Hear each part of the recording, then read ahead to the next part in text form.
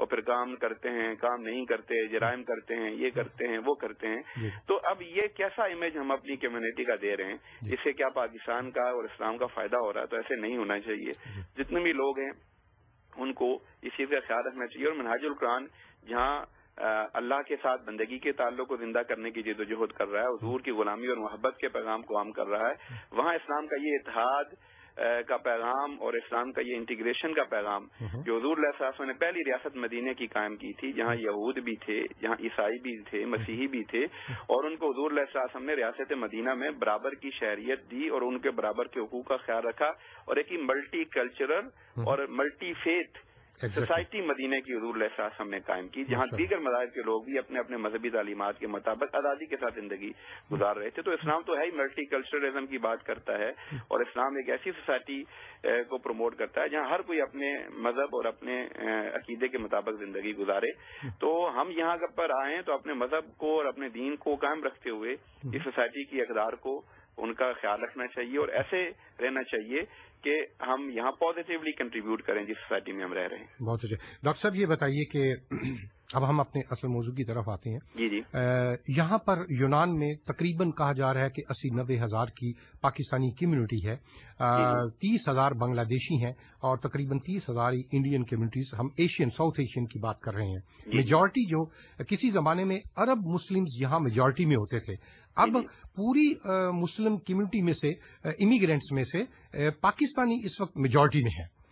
ان کا کردار ہمارے معاشرے میں کیا ہونا چاہیے، اور ان پر کتنی ذمہ داریاں عائد ہوتی ہیں، اور اس میں یہاں پر اور بھی پاکستانی اسلامی اور دوسری تنظیمیں جو ہیں وہ کام کر رہی ہیں اپنے اپنے پلیٹ فارم سے. منہاج القرآن جو ہے اس کا رول کیا ہونا چاہیے، اور آپ نے کیا محسوس کیا ہے کہ یونان میں منہاج القرآن کیا رول اپنے یہ مذہبی حوالے سے تو آپ نے بات کی، باقی بھی مذہبی جماعتیں ہیں جو اپنے اپنے مراکز میں کام کر رہی ہیں، لیکن منہاج القرآن کی انفرادیت کیا ہے ان سب سے کہ وہ خالی مذہبی دینی نہیں ہے، وہ جس طرح بھی آپ نے کہا کہ انٹرفیتھ ہارمنی، پیس، انٹیگریشن، اور یہ جو اس معاشرے کی ڈیمانڈ ہے پورے اس وقت ویسٹرن کی، امریکہ کی، یورپ کی، اس میں ایک اہم رول ادا کر رہی ہے. اس کے متعلق ذرا بتائیے پلیز. جی منہاج القرآن کا دیکھیے، ظاہر ہے باقی دینی جماعتیں بھی، مذہبی جماعتیں کام کر رہی ہیں، سب کا احترام کرتے ہیں اور سب اپنے اپنے انداز میں کام کرتا ہے. پہلی تو بات یہ ہے کہ آپ کو بھی علم ہے کہ یورپ میں منہاج القرآن ان تنظیموں میں ہے، اور بلکہ پوائنیئر تنظیم ہے جس نے دینی مراکز اور سینٹرز کا آغاز کرنا شروع کیا اور لوگوں کو دین کی طرف بلایا. اور یہ اس چیز کی ضرورت محسوس کی کہ یہاں لوگ جاب کے لیے آئے ہوئے ہیں، روزگار کے لیے آئے ہوئے ہیں، اور کہیں یہ نہ ہو کہ اس معاشرے میں رہ کے وہ اپنے دین، اپنے اخلاقی اقدار کو بالکل ہی بھول جائیں. تو دین کا پیغام اور دین کے لیے مذہبی ایکٹیویٹیز کے لیے مساجد اور سینٹرز کا قیام یونان میں بھی ہے. منہاج القرآن کے سب سے زیادہ سینٹرز ہیں الحمدللہ، اور پورے یورپ میں بھی ہیں. اس وقت 60 کے قریب ہمارے سینٹرز پورے یورپ میں قائم ہیں. لیکن ہم نے چونکہ ہمارے قائد شیخ الاسلام ڈاکٹر طاہر القادری الحمدللہ، اللہ تبارک و تعالیٰ نے ان کو وہ مقام اور مرتبہ عطا کیا ہے کہ وہ ہستی ہیں جو اس دور میں جب اسلام پر زوال ہے اور اسلامی اقدار کو پوری دنیا میں ختم کیا جا رہا ہے، وہ ان کی تجدید کا فریضہ سر انجام دے رہے ہیں اپنی کاوشوں کے ذریعے. اور تجدید ہوتی یہ ہے کہ جس دور میں آپ رہ رہے ہیں اس دور کے تقاضوں اور ضروریات کے مطابق اسلام کو زندہ کریں. دیکھیے اسلام اگرچہ آج سے 1500 سال پہلے حضور علیہ السلام کے ذریعے اس کائنات کو ملا، مگر اس نے قیامت تک رہنا ہے. اور اسلام کو اللہ تبارک و تعالیٰ نے ایک خصوصیت دی ہے کہ مذہب زمانہ کتنا ہی تبدیل کیوں نہ ہو جائے، کتنا ہی ایڈوانس کیوں نہ ہو جائے، اسلام ہر دور میں قابل عمل ہے اور ہر دور سے زیادہ ماڈرن ہے اور ہر دور سے زیادہ ایڈوانس ہے.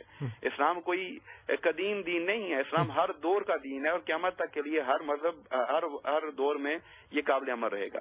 وہ قابل عمل کیسے رہتا ہے؟ وہ اسی لیے رہتا ہے کہ ہر دور میں اللہ تبارک و تعالیٰ ایسے لوگوں کو بھیجتا رہتا ہے، ایسے لوگ آتے رہتے ہیں کہ جو اس دور کے تقاضوں کے مطابق اس کی تجدید کرتے ہیں. اب دیکھیے جو آج کا دور ہے، اس دور میں جیسے میں نے مدینہ کی ریاست کی مثال دی، حضور علیہ السلام کی تعلیمات کی مثال دی، جب آپ ایک کسی غیر مسلم معاشرے میں رہ رہے ہوتے ہیں تو وہاں آپ کی ذمہ داریاں بدل جاتی ہیں. دیکھیے ان لوگوں نے آپ کو نہیں بلایا، हमें नहीं, उन्हें हम आए यहाँ क्यों आए? हम अपने रोजगार के लिए आए, हम अपने खानदानों को यहाँ पालने के लिए आए। हमारे मुल्क के हालात ऐसे हैं कि वहाँ हमारा काम नहीं चलता। हमारे लोग कितना तरद्दुद करके, कितनी मुश्किल से, इलीगल तरीके से भी आते हैं और यहाँ पर आते हैं। सबसे पहले तो हमें इस सोसाइटी का शुक्रगुजार होना चाहिए कि इन्होंने हमें रहने के लिए जगह दी और हमारे लोग यहाँ रहते हैं इतनी बड़ी तादाद में। उन्होंने उन्हें असाइलम दिया, उनको हुकूक दिए यहाँ रहने के, अगरचे उसमें मसाइल और परेशानियां होंगे, लेकिन हमारा क्या उधार देना था इन्होंने? क्या हमने को कर्ज दिया हुआ था इस सोसाइटी को? अब इस तरह हमारे कितने लोग सोचते हैं। इस तरह सोचना चाहिए कि ये हमारी होल सोसाइटी है, यहाँ इन्होंने हमें जगह दी, अपने इनके मसाइल हैं, अपनी इनकी इकोनॉमी देखें कितनी मुश्किलात से गुजर रही है, अपने इनके नौजवान बेरोजगार हैं और इसके बावजूद इतनी बड़ी तादाद में लोगों को इन्होंने अकोमोडेट किया हुआ है और फिर वो लोग जॉब भी करते हैं, कारोबार भी करते हैं, बिजनेस भी करते हैं, उनको राइट भी मिलते हैं, स्टे भी मिलता है। अब आप देखिए कि आप बहुत सारे मुस्लिम ममालिक में चले जाएं, वहाँ किसी पाकिस्तानी को वहाँ प्रॉपर्टी खरीदने का राइट नहीं है, सिटीजनशिप का राइट नहीं है, परमानेंट स्टे का राइट नहीं है। 20-20, 30-30 साल से लोग उन मुस्लिम ममालिक में रहते हैं और एक दिन एक शुरता आता है और आके कहता है जी कल से आप यहाँ नहीं रह सकते, चले जाएं, आपका कारोबार भी खत्म, आपकी प्रॉपर्टी भी खत्म, आपकी इन्वेस्टमेंट भी खत्म। तो अब इस सोसाइटी ने जहाँ इतना कुछ दिया है तो वहाँ हमें पॉजिटिवली कंट्रीब्यूट करना चाहिए। और पॉजिटिवली कंट्रीब्यूट क्या करना चाहिए? सबसे पहली बात यह कि उनके लिए मसाइल हमें नहीं पैदा करने चाहिए, उनके कानून का एहतराम हमें करना चाहिए, उन कानून के मुताबिक अपने आप को यहाँ लेकर आगे बढ़ना चाहिए और यहाँ रहकर हमें उनमें उस हद तक इंटीग्रेट होना चाहिए। इंटीग्रेट का ये मतलब नहीं है कि हम जम हो जाएं, इंटीग्रेट का मतलब ये है कि हम अपने इखलाक, अपने दीनी तालीमात को कायम रखते हुए यहाँ की जबान सीखें। उनकी जबान, हम चूंकि इस माशरे में हम रहते हैं तो हमें उनकी जबान आनी चाहिए, हमें उनके साथ मिलना जुलना चाहिए, उनके साथ राब्ता रखना चाहिए। हमें इसके अलावा लिबास ऐसा पहनना चाहिए जब बाहर निकलें कि लोग हमें अजीब आंखों से ना देखें, उन्हें ये लगे कि ये भी हमारी तरह के एक इस मुल्क के रहने वाले लोग हैं। हमें अपने सेंटर्स में मल्टी कल्चरलिज्म को फरोग देना चाहिए। मसाजिद में दीन की जो आपने बात की, तो इंटरफेथ की एक्टिविटीज होनी चाहिए। इन लोगों ने आपको जगह दी है, आप इनको बुलाएं ताकि इन्हें पता चले कि आप क्या है। इन्हें ये ना ये सेंटर्स में क्या करते हैं, कोई दहशतगर्द बना रहे हैं आप इंतहा पसंद मसाजिद में बना रहे हैं, आप ट्रेनिंग दे रहे हैं? नहीं, अल्हम्दुलिल्लाह हम भी मनहाजुल कौम कोई भी ऐसे नहीं करता, लेकिन इनको कैसे पता चलेगा? आप इन्हें बुलाएंगे, बिठाएंगे, त्योहारों में साथ बिठाएंगे, इन्हें पता चलेगा हाँ ये लोग अपने मजहब के मुताबिक काम कर रहे हैं, मगर इनकी मजहबी तालीमात अमन पर मबनी है, बकाए बाहमी पर मबनी है, एहतराम पर मबनी है। तो ये पैगाम असल में मिनहाजुल कुरान का जो आपने कहा फर्क क्या है, तो मिनहाजुल कुरान दीन को कम्प्रिहेंसिव लेता है। मिनहाजुल कुरान का पैगाम ये नहीं है कि सिर्फ नमाज पढ़ लेना, रोजा रख लेना ये दीन है, नहीं। मिनहाजुल कुरान का पैगाम ये है कि जिस जगह आप रहें, जो हुजूर अलैहि सल्लम ने पैगाम दिया, हुजूर ने फरमाया खैरुन नासी मन यनफउन नास, हुजूर ने ये फरमाया कि बेहतरीन इंसान वो है जिससे लोगों को फायदा पहुंचे। जिस माशरे में आप रहते हैं उस माशरे के रहने वाले लोग, देखिए हुजूर ने नास का फरमाया, ये नहीं फरमाया कि मोमिन को फायदा पहुंचे या मुसलमान को फायदा पहुंचे या उसके खानदान वालों को फायदा पहुंचे, नहीं। खैरुन नास मन यनफउन नास, बेहतरीन इंसान वो है जिससे लोगों को, इंसानियत को फायदा पहुंचे। खा वो मसीही हैं, खा वो यूनानी हैं, खा वो क्रिश्चियन हैं, खा वो किसी मजहब, किसी इलाके से ताल्लुक रखते हैं, जिस माशरे में आप रहते हैं, मुसलमान की पहली अलामत यह है कि वो लोगों के लिए फायदे और खैर का बायस बनता है। और मिनहाजुल कुरान यही पैगाम और इस्लाम का ये मिशन और इस्लाम की ये फिक्र आम करने की कोशिश कर रही है। और वो उस वक्त तक मुमकिन नहीं है कि जो हमने अपने एक फिरका वाराना दीवारों में अपने आप को हम बंद कर देते हैं, हम अपने मस्जिद में दूसरे मसलक को आने नहीं देते, हमने दीगर मज़ाहब को क्या आने देना है? हम देखिए, हमने तो मसाले की दीवारें कायम कर दी हुई हैं, हमने अपने मसलक से बाहर हमारे लोग नहीं निकलने की कोशिश करते। तो मिनहाजुल कुरान इत्तेहाद उम्मत और इत्तेहाद इंसानियत की बात करता है और ये इस्लाम का सही पैगाम है और ये फिक्र और ये विजन लोगों को देने की कोशिश कर रहा है कि पाकिस्तान में हम रहते हैं, लेकिन पाकिस्तान की सकाफत और पाकिस्तान का कल्चर और हमारे रसूम और रिवाज वो दीन नहीं है। दीन वो है जो हुजूर अलैहि सल्लम लेकर आए थे, जो कुरानी तालीमात हैं और जो हुजूर की सुन्नत और सीरत है। डॉक्टर साहब ये बताइए कि हमारे पास टाइम भी शॉर्ट है, आखिर में ये बताइए कि यहाँ पर अब यूनान के हवाले से हम बात करते हैं, ये तो जनरली बात होगी, बड़ा अच्छा मैसेज है और वाकई ये मुआशरा ये चीजें चाहता है, उनको अच्छे तरीके से एक्सप्लेन किया जाए, उनको साथ लेकर चला जाए, उससे ये गलतफहमियां और मिसअंडरस्टैंडिंग्स जो है इंटरनेशनल लेवल पे दूर होंगी और आइंदा आने वाली जो यंग जनरेशन यहाँ यूनानी भी हैं या हमारे जो लोग हैं वो आपस में जम हो, उनको करीब लाया जाए, ना कि उनमें नफरत की दीवार खड़ी की जाए।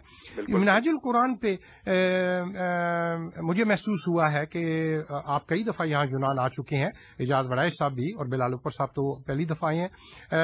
इस वक्त ये तासर दिया जा रहा है جس پہ میں اسٹرانگلی اس کی پرزور میں مذمت بھی کرتا ہوں اور اس کو ڈیفر کرتا ہوں میں کہ یونان میں منہاج القرآن جو ہے وہ بالکل الگ تھلگ ہو کے رہ گئی ہے اپنی تمام برادری سے. میں ڈاکٹر صاحب آپ کو پورے اس لائیو ریڈیو پروگرام پہ میں پوری پاکستانی برادری کی طرف سے پورے یونان میں یہ یقین واسط سے کہتا ہوں, ہم بھی اس سوسائٹی میں دن رات موو کرتے ہیں. اللہ تعالیٰ کی مہربانی سے منہاج القرآن پورے یونان میں پوری کمیونٹی کے ساتھ شانہ بشانہ چل رہی ہے. ہر اس مشکل وقت میں, ہر اس ایکٹیویٹیز میں منہاج القرآن سر فہرست رہتی ہے, رہے گی. اور یہ چند سوچ جو منفی رکھنے والے ہیں, انہوں نے خود ساختہ یہ چیز کریٹ کی ہے اور کرنے کی کوشش کر رہے ہیں کہ منہاج القرآن کو جان بوجھ کے سیاست میں ملوث کیا جائے, یہاں کی اس تمام ڈسپیوٹس جو ہیں اس میں ملوث کیا جائے. منہاج القرآن کسی ایک کی محتاج نہیں ہے, وہ اپنا اس کا ویلفیئر کا نیٹ ورک, پیس انٹیگریشن کا, اس کا تعلیم و تربیت کا اتنا وسیع نیٹ ورک ہے کہ وہ کسی ڈر خوف میں نہیں, وہ سب کو ساتھ لے کر چل رہی ہے اور یہی اس کا مشن ہے. اس کے متعلق آپ کیا کہتے ہیں؟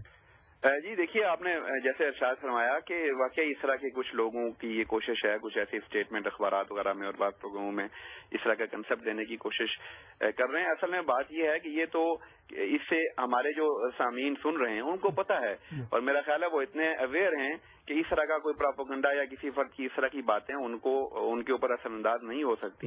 منہاج القرآن یونان میں سب سے پہلے قائم ہونے والی پاکستانی تنظیم ہے, اور منہاج القرآن نے یہاں پر اتنے سینٹرز قائم کیے ہیں, اتنے برانچز قائم کیے ہیں, کمیونٹی کی اتنی خدمت کی ہے, اتنی سروسز پرووائڈ کی ہیں کہ جس کا کوئی مقابلہ نہیں کر سکتا. اور منہاج القرآن کمیونٹی سے الگ کیسے رہ سکتی ہے؟ منہاج القرآن کمیونٹی کے اوپر ہی قائم ہے. منہاج القرآن نے کوئی آسمان سے لوگ اتار کے یہاں نازل کیے ہیں, انہی لوگوں پہ مشتمل ہے. منہاج القرآن کے عہدیدار کون ہیں؟ اسی یونانی پاکستانی کمیونٹی کے لوگ ہیں. منہاج القرآن کے رفقا کون ہیں؟ ادھر کے ہی لوگ ہیں. منہاج القرآن کے سینٹرز کو کون چلا رہے ہیں؟ یہی لوگ چلا رہے ہیں. منہاج القرآن کے سینٹر پہ کون آ کے اپنی ان کی خدمات سے مستفید ہوتے ہیں؟ یہی پاکستانی لوگ ہوتے ہیں.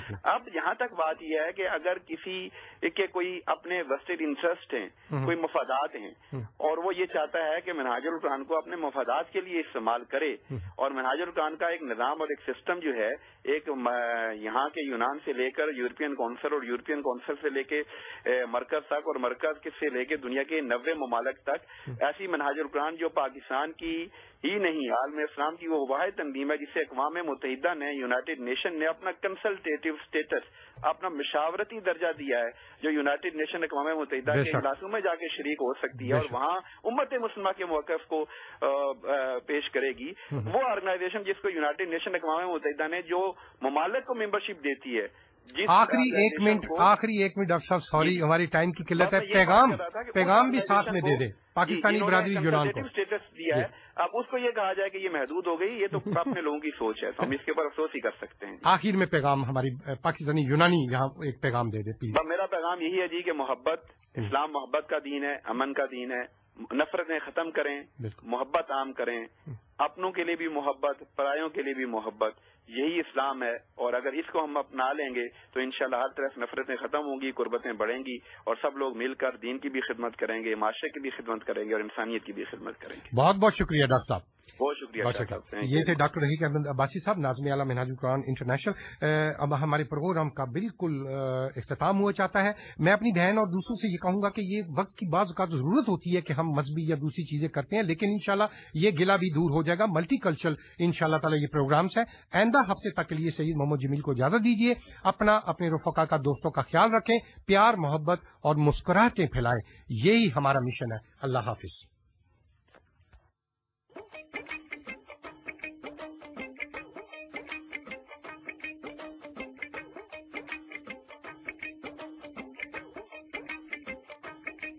یارا سدھے رستے پہ جا, لالن تو مراداں لے جا, یارا